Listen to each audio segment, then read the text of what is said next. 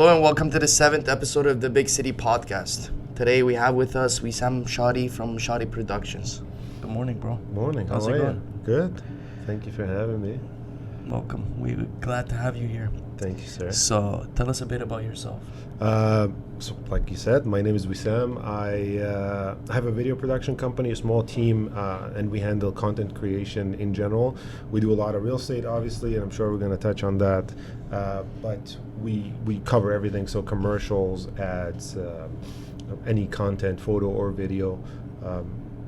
I started it on my own years ago. I mean, it was always a passion, but over the past 3 or 4 years, it became a solid, like a real business.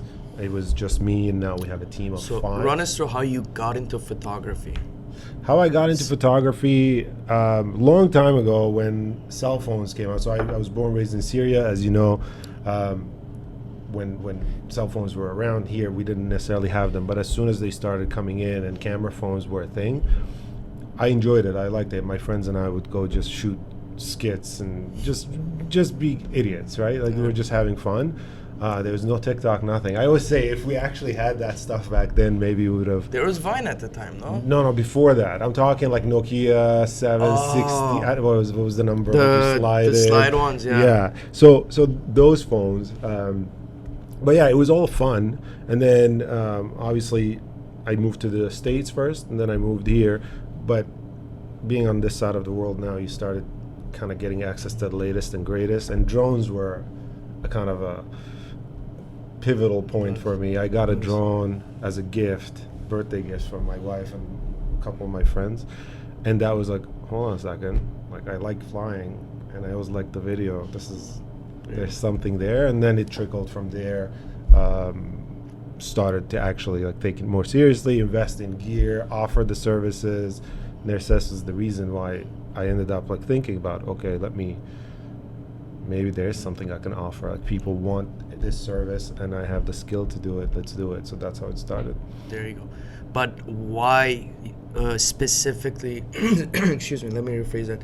Why is your focus mainly on the real estate aspect of photography? It's very interesting.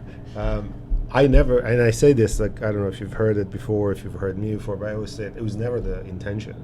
I never wanted to be in real estate.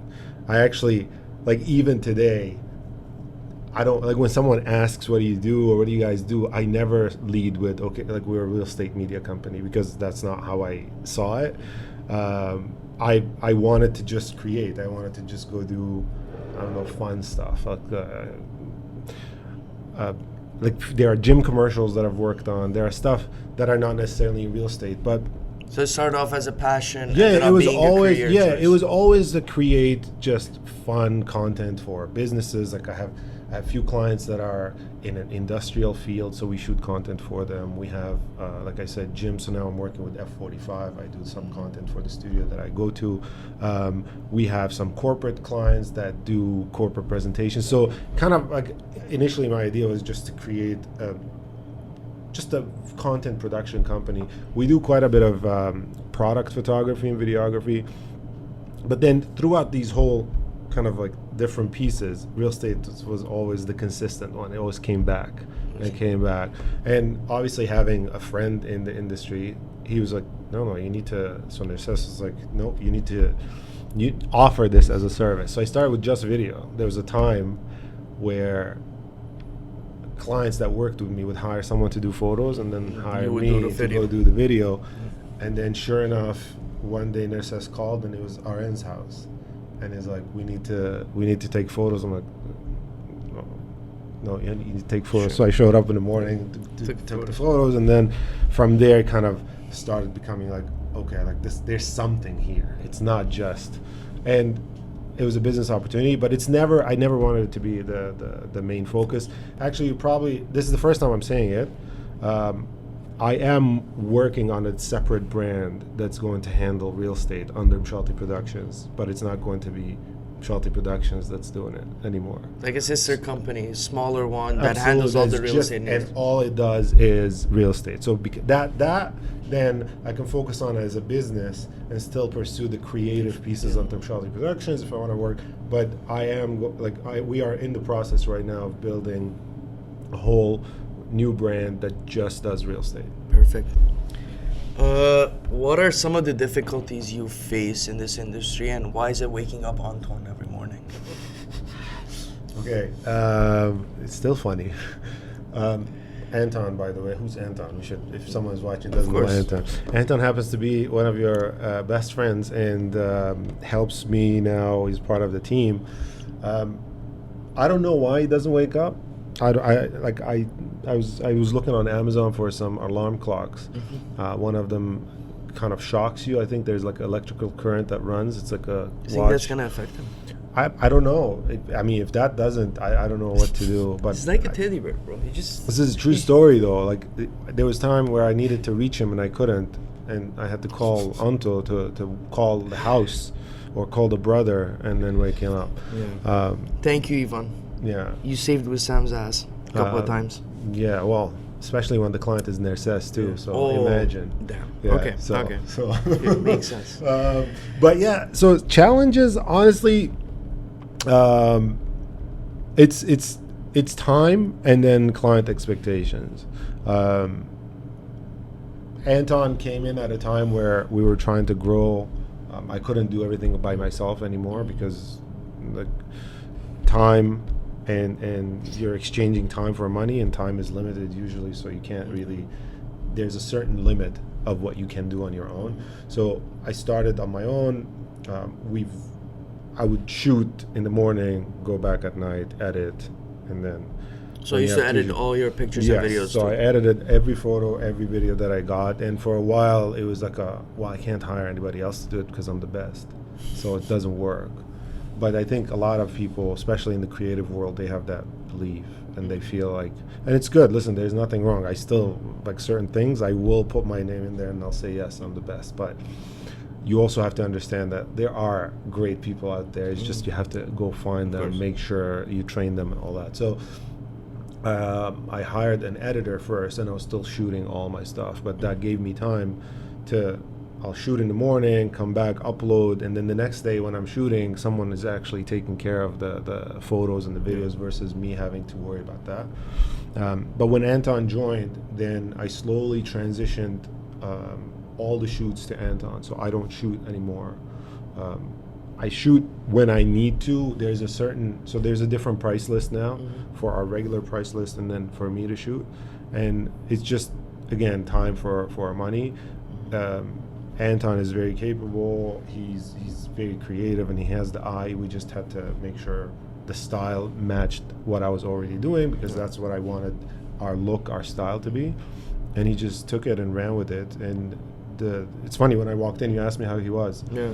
I haven't seen him in a week. I didn't talk to him, and I like it that way, because over the years we've also put in processes in place, so he knows what he has on his plate.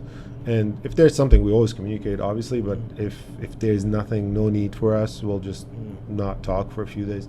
So it did help. It allowed me to pursue your creative side. Well, pursue my creative side, but also expand on the business. It allows me to do stuff like this that otherwise I wouldn't be able to do right now, because I would be in the middle of a shoot or doing something. Auden and Nurses wanted me to ask you a question. How does it feel to be retired? It's great, actually, and this is what I was trying to tell you. Listen, people gonna hate. What are you gonna do? Actually, it feels great. I mean, retired. It's funny because because I'm not shooting, and this is exactly it. Because they see me.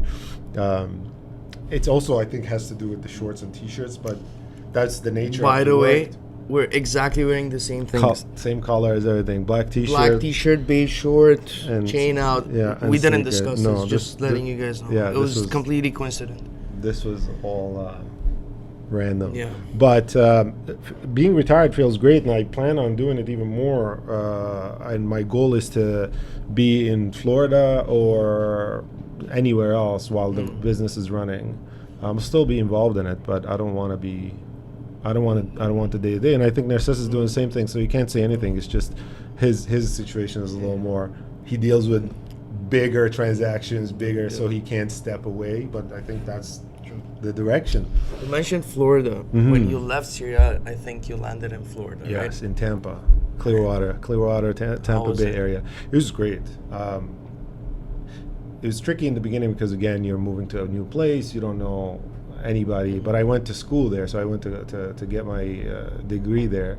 So we were in a university setting, so you made friends, but I was also working. So on the weekends, I would go flip burgers or go to like food festivals, would cook, I don't know, Greek food, gyros, so stuff like that. But I did that every weekend, and then there were seafood festivals where we just go cook seafood.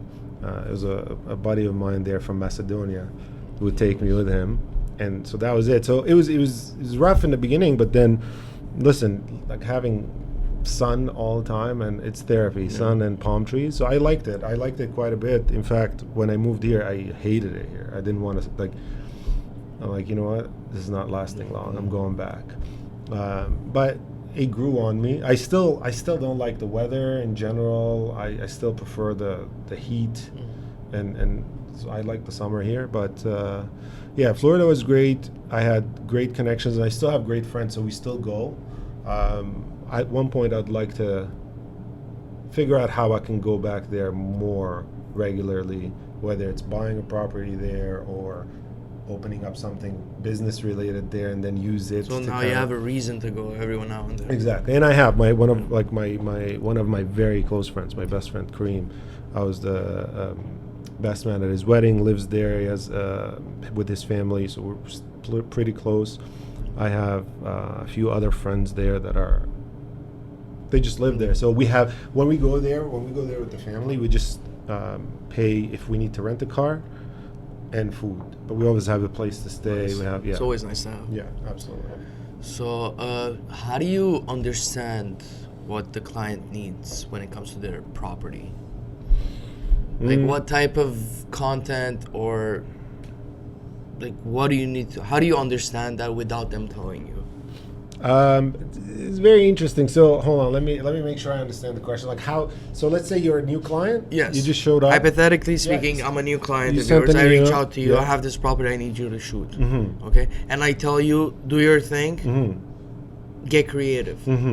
So the first thing is, so we have a process, and this is something I'm also learning and we're trying to do. So every property that comes in, every request, we have a set of questions that we ask just about to understand kind of what our time limits and all that stuff. So what's the property, what's the size, what are you looking for in terms of packages, kind of to get an idea, because obviously budget is always a piece of it. And one of the questions is the package, where you go like, do you want just photos and reel, photo, video, or you want to do everything, complete package. So that kind of decides first where we're headed, and then I know. So honestly, so when someone comes in, we'll look at what they've done before, and then we try to understand. Like I always ask for samples. If you tell me get creative, I'll get creative, but I'll show you examples. I'll say like, here are some things that we've done. Does any of this work for you, or do you like, yes, I like this or I like that? Most of the time what I've learned is, and this is creative in general, not just real estate, when people tell you, oh, I don't know, you do it, they have an idea in mind. Everybody has an idea or a certain desire of how the outcome is going to be, how the video is going to look. They just don't know how to communicate it. So our job is to get it out of them, and we do that by asking questions or give me a reference. Like we do it a lot with virtual staging. Oh, virtually stage it for me. But then when we do it, but I don't like the color. Like I think the couches should look like this. That's what we used to do. So now, straight up, we ask, okay, do you have a style in mind? Do you have design? Feel free to show references and all that. But it's just asking a lot of questions. Now, after a while, you don't do anything anymore. I mean, meaning when Narcisse orders something right now, I don't have to touch it. Even the admin knows who Narcisse is. They know what Big City Realty likes. And what they need. That's it. So it's just done automatically because we know our clients. We've never, and under Mshati Productions, when it came to real estate, back to your question earlier, it was never about volume. So the process is more tailored, which is great. Quality over quantity. Absolutely, which is great Of course, there are some challenges there too, because then the growth is slower. You can't scale as fast. But I can confidently say every client that's worked with me always came back. If they didn't come back, it's because of the price, not because of the quality. I agree. That's it. Okay. So, have you ever shot special properties where you had to, let's say, I'm talking about the tens of millions of dollar properties where you had to leave all the other stuff and keep your focus on this to make sure the client is happy and get them the best thing possible?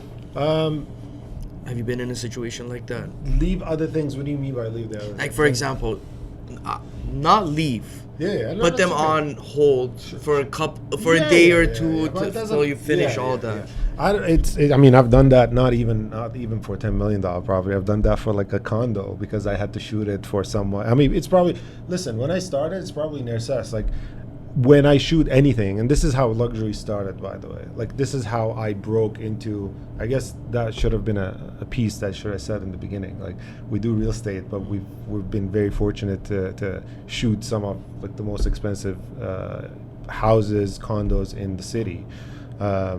But that didn't just happen overnight. Like I also shot all the other rentals and the leases and the basement units and all that stuff.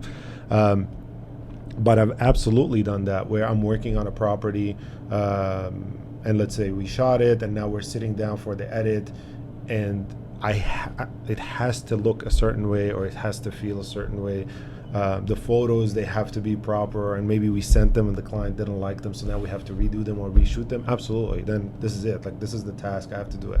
Like listen, there were times where I've missed the rooms. Like I'm shooting the property and I missed the room, but then I get home and I look at the footage and I'm like, wait a second, the bedroom is missing. So I called. I think it happened before. It happened a few times, but I've called Narcisse before and said, listen, this is missing. Can I go tomorrow at 7 a.m. before the day starts?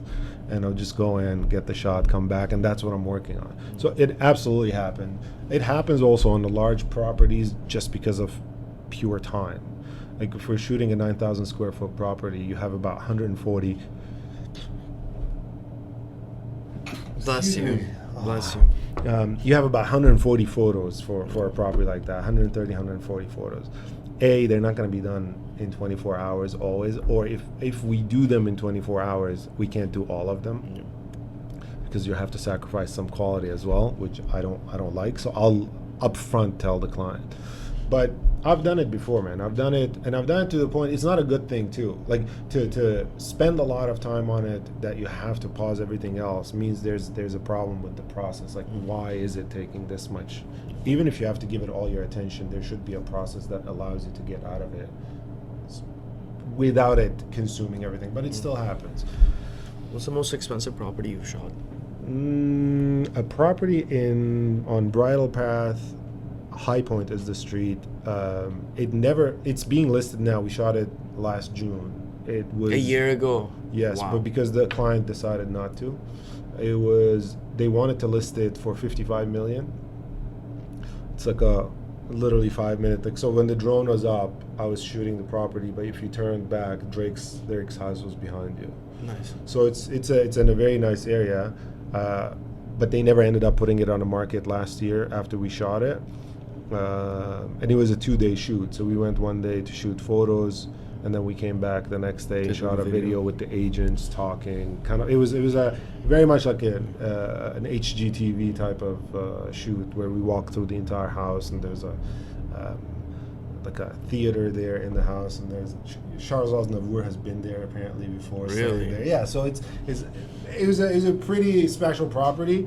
The sad part about it is that I have all the footage, but I can't share it. I can't do anything because they never listed it. So if it gets listed this year, hopefully you'll probably see the footage. Do you get emotionally attached to properties, or certain ones? Yeah. Certain ones. When you walk in, it's not that it's emotionally attached, but there's like certain properties move something in you. For me, usually it's on the creative side. Like, oh fuck, like I could do some fun shots here. The challenge is also usually in the edit. Like there are certain things that I would know they would look good. Some clients, they don't want that. They don't like it. Like no, we want like this. Like I've had to change music on properties like that because the owner or the client, my client or their client, didn't like the music. Speaking of music, if you're watching this, if you're a real estate agent, when we produce a video, oftentimes real estate agents, if they don't like the music, it's like, just a small change. Can you just change the music? The thing is, changing the music is not like take out the old music, put in new music. If you watch our videos, every single scene, motion, cut is made to the music, to the beat drop. Yep. So even if it's not like some of the higher end properties that we do, there's a lot of violins and strings and all that because it's a more dramatic music. We make we arrange all the shots and edit them to the music. Changing music means a re-edit every time, so it's never small. So now I know those clients, and before we start, we say, provide us with the music you like. There you go. So that we don't There's have. a solution. Yeah, we don't have to do that. Speaking of creative content, that you said for properties, you've done a couple of very creative, whether short videos or long videos with a lot of real estate agents. How do you come up with that? Do you come up with the vision and you reach out to the agent, or the agent reaches out to you? Hey, listen, I have this vision, I have this property. Can we do something about it? It's a mix of both. It's a mix of both. So there are agents that will come up and say, I want a reel for this, which is the most common. Like, hey, we need a reel here. So I'll probe. I'll always ask, and that obviously, like, I had to learn that as well to extract that information out of them. So I'll usually ask, well, tell me about the property. Like, tell me about the property as if I'm someone interested in the property. Don't sell it to me, like, because there's that sales piece as well when they go on camera. But no, just tell me about, like, nice neighborhoods. Is there a spot for us to go eat around here? Like, what is it? So based on that, then I'll start thinking, okay, so what can we do? I'm very active on social media. I go in and out of that, but I'm always scrolling just to see what's happening, right? Like, and not necessarily just in real estate. In the car scene, there's a lot of trends that come up. Fashion has a lot of cool stuff. The music comes from there. So I always have kind of I save them, and there's an idea in my head. So oftentimes what will happen, so the client will come, we'll talk about it a little bit, and then, like, okay, so here's an idea, can we do this here, what do you think about this? Most of the time I'm coming up with the idea, the creative piece, and then once I pitch it, then there's probably back and forth, like, oh, how about this, and it's usually those are the best ones because it's collaborative. It's not, I don't want it to only be me, because I could direct you and tell you all kinds of stuff, but if you're not comfortable, right? And that's the other thing I like. I don't push people to do something they're not comfortable with, so it has to match your style too. So like the stuff that we would do with one client, and this is a real story. I don't want to name names, but I have certain clients. There's no way they're going to say something similar to the other client said on camera or move a certain way. And then you have clients that are very creative, like Cash. I work with Cash quite a bit. He'll call me and he say, "Listen, I've seen this video. Here's what I want to do. What do you think?" And then I'll say, okay. And then we talk about it when we're shooting. We change the angles. We play around with it, but it becomes more like a true collaborative effort. That's another challenge, by the way, if you want to talk about the business piece and the creative piece, is for you to be able to produce this over and over and over and over and over and over again. And be original right? every time. And then be creative, and it's going to be clean, but you also have to make enough money, because like the more time you're spending on it, the more it should cost, but you can't charge differently. So then you fall back into the custom treatment, right? Like, okay, well, and there's this reason why I'm creating that separate company. That, like, listen, here are your options. They're all high end. They're all high quality.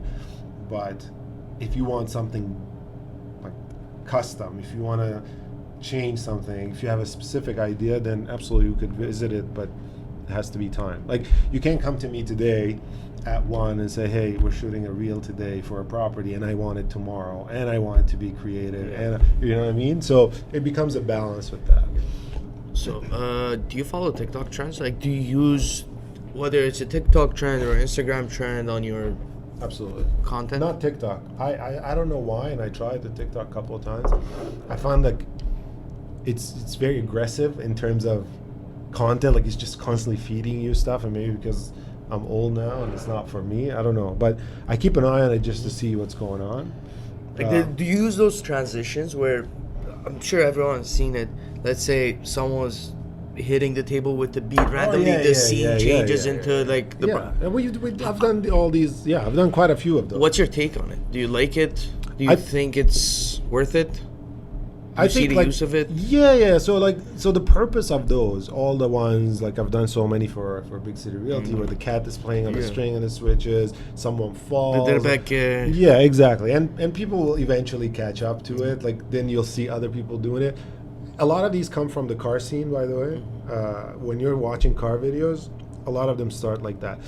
There's value in it because there's value to with something called pattern interrupt. Everybody's sitting on their phone scrolling, and you want them to watch the video. The whole idea is to like look at me, right? Like but how are you gonna stand out? So usually those videos, cats, everybody watches cat videos or animal videos, so cats do well. Anybody injuring themselves, as humans, we seem to like want to see it. So you'll see the guys, there are a few of them with the skateboard, and then they fall. And then one that did very well was the tennis ball and the baseball, where it's just coming straight at the camera and then hits. There's a video on Big City Realty's Instagram, on our Instagram. That video started a trend. I can't prove it, but when we did that video, I forgot the property, but it's the tennis ball coming, and then all the shots are POV shots, meaning it's not a straight shot. Everything is moving in like a disorienting way. So you go in and it's just turning sideways, and then transitions into a bowl in the kitchen. I think it's the Pinford one. Pinford one? Oh no, Pinford one is a different story. No, this is different. I mean, we can pull it up. It's not a problem. I'll pull it up. But that video, after it, everybody started using that song, trying to do the same trends. I know a guy that does photos and videos for real estate. Posted one. I'm like, dude, you should have done this, not that. Like that. It's like, well, the client, it was already shot, but the client told me I want it to be like that. So people started using it, and I think it started kind of becoming like, okay, we need to move a little bit in real estate. It doesn't have to always be that boring, slow video.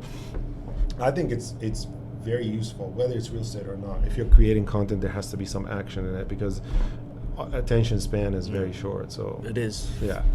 I think I was reading somewhere like the attention span has gone down so it's so low. 10 to 15 seconds, I think. Yeah. That's it. And that's the thing. Like it was not too long ago where we're like, okay, reels have to be 30 seconds. In the beginning it was a minute, but they're like, no, reels have to be 30 seconds. But then now you look at some of these TikToks and 10 seconds. 14, 11, 10. Have you had instances where people steal your content? All the time. How do you deal with it?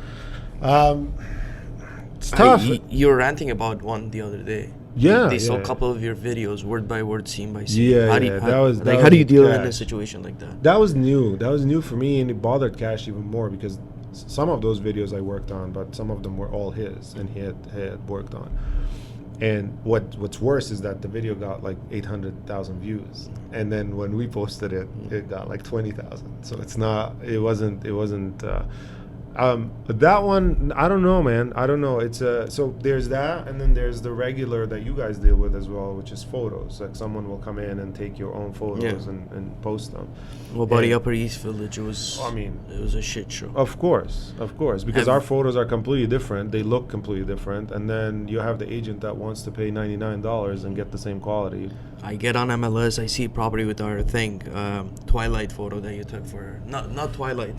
The night photo you took for Upper East Village. I'm like, okay, that's probably one of our listings. I scroll, you see the quick drop of quality. From the first shot to cell phone pictures posted online. I'm like, okay. So you have those, and this is the thing too. Like in every industry, there's these kinds of people. But so they'll go and because they want to save a couple bucks. So on the video side, we reached out to the guy a couple of times. Instagram has a way for you to kind of report these incidents for copyright. The thing is, it's very fluid. I feel like it's not the rules like, oh, you have to prove that it's your original content, that you wrote it, and which, I mean, sure, we can. Is it worth the hassle though? That's the thing. Like, what are you gonna get out of it? To me, it's a personal thing. Is it worth the hassle? I'd say yes, just because Because that's something you created. Yeah, You yeah, want it's it to be mine. yours It's and mine. not Yeah, someone yeah. else And, like, taking all the I'm credit. I fine get if it. you I get take it. 100%. Listen, I'm fine if you take it and like spin it somehow and add something to. Absolute, please. I do that. There are so many creators out there that I love their stuff. I'll watch it and I'm like, okay, what can we do? How can we bring this to real estate? How can we bring this to a restaurant setting? Like, we've done stuff like that. Absolutely, do it. Actually, that even makes me happier than seeing just my one product. The videos there and it's getting Word by views or word, whatever, shares. scene by scene. Yeah, that's completely different. I think they did end up taking down one of his videos. The other thing you could do about it is you reach out to the person, which in this case we did, and the guy was like apologetic.